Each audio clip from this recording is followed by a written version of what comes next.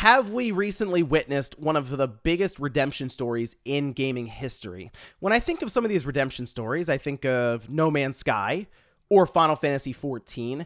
However, it sort of feels like with the position of Cyberpunk 2077 when it came out versus where it is now in 2023, seems like that might be one of the biggest turnarounds we've ever seen. And I wanted to talk a little bit about that here today and also get some of your guys' thoughts in the comments. So if you enjoy this video, make sure to hit the like button and subscribe if you're new here to the Spawnwave Plus channel. So we know Cyberpunk came out 2020, right on like the edge of the PS5, Xbox Series coming out, with the PS4 and the Xbox One wrapping up its generation.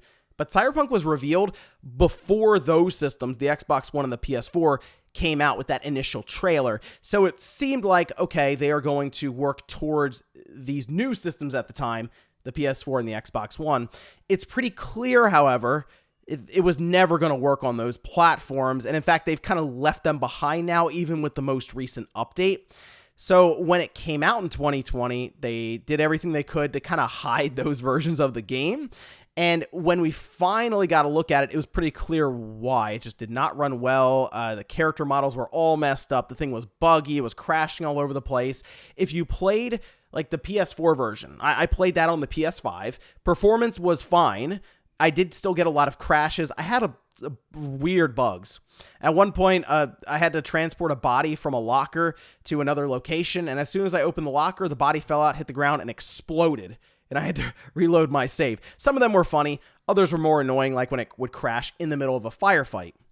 So after the game came out, CD Projekt and CD Projekt Red came under fire immediately from a fan base that, for the most part, was right there with them. A lot of confidence in CD Projekt Red, the idea that they were basically on the gamer side, and it became very clear at that time that when it came to the higher-ups within CD Projekt, they just kind of pushed the game out the door and figured out a way to market it in a certain way where those console versions were not shown off much at all, right? So then we saw Sony pull the game from the storefront. It got real ugly at that time. You don't see that. Final Fantasy XIV, while that did kind of get pulled down, it was Square who did it. In this case, Sony forcefully removed it and said, go talk to CD Projekt about those refunds you guys keep requesting from us. It's their situation. And it even got to the position where CD Projekt had to openly tell gamers, hey, we'll figure out a way to get it refunded if this product is not what you wanted, right? So now, 3 years later, it appears that they have delivered a patch, an update, and now a DLC with Phantom Liberty that is actually pretty exciting for a lot of people, because it seems now Cyberpunk 2077 is the game people wanted back then, right?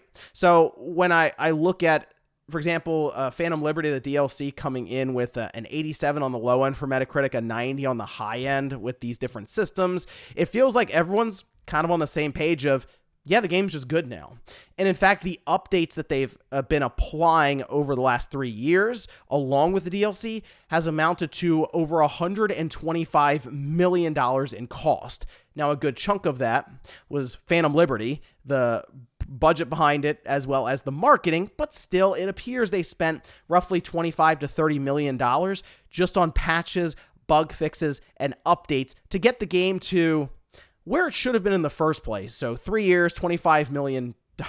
And to me, this is when the game should have come out, like in 2023, which, I mean, yeah, that means it would have been like a decade-long project to get the game out the door from when it was first released.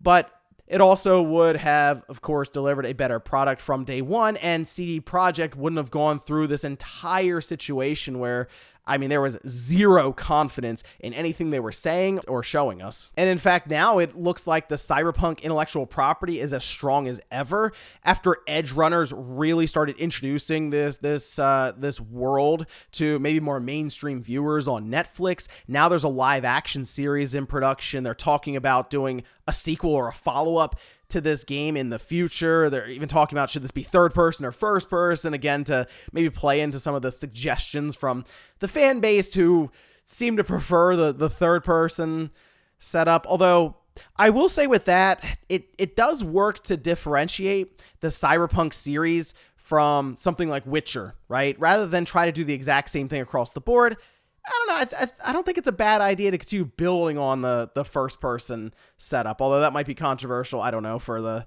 the CD Projekt or CD Projekt Red fans out there. But yeah, I mean, to me, it looks like Cyberpunk has done the big U-turn. It is good now. And yeah, I'd recommend picking it up. If you look around, you can find it on the Xbox or the PlayStation for like $20. And then the update will just apply automatically, and you'll have a PS5 or an Xbox Series version.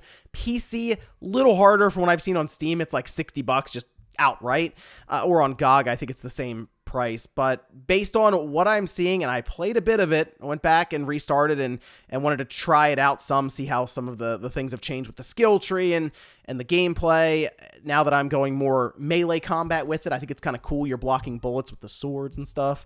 It definitely feels like a much improved, higher quality game. But let me know what you guys think about this one down below, with Cyberpunk 2077 making the big turnaround, one of the biggest redemption stories we've ever seen in gaming. Thanks, guys, for watching, and I'll see you next time.